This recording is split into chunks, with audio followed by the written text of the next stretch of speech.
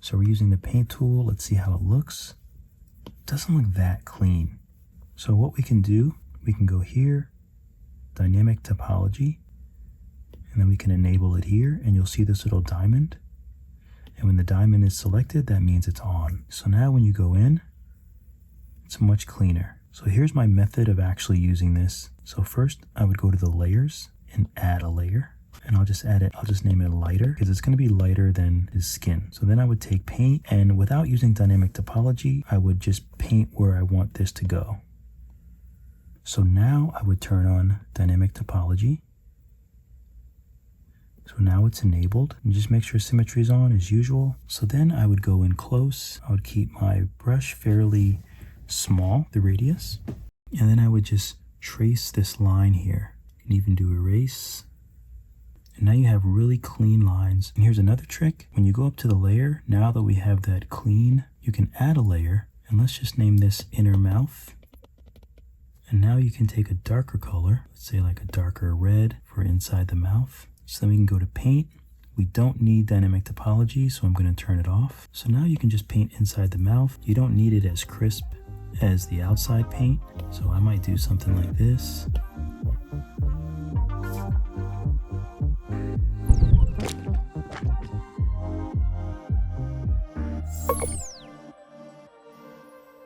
If I could tell my younger self one thing, it'd be not to follow all the rules when it comes to art and creativity. Blah, blah, blah, yakety smackety. It's so easy to get caught up in how things should be or have been. That kind of thinking, obsolete.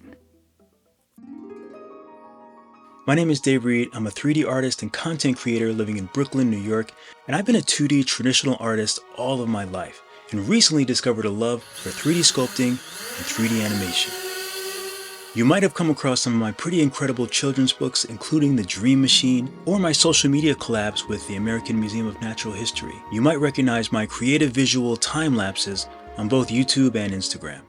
3D sculpting inspires me because it allows me to bring my art to life in a whole new way. Learning the technical aspects of Nomad and Blender is kind of a natural progression and allows me to bring my creativity to the next level. Today we're learning a complete workflow from Nomad Sculpt to Blender. We're learning to take our sculpts to the next level and beyond. We're going to bridge this gap from the ground up. And today's project is going to be a robot. Who doesn't love robots? Especially cute ones. Just saying.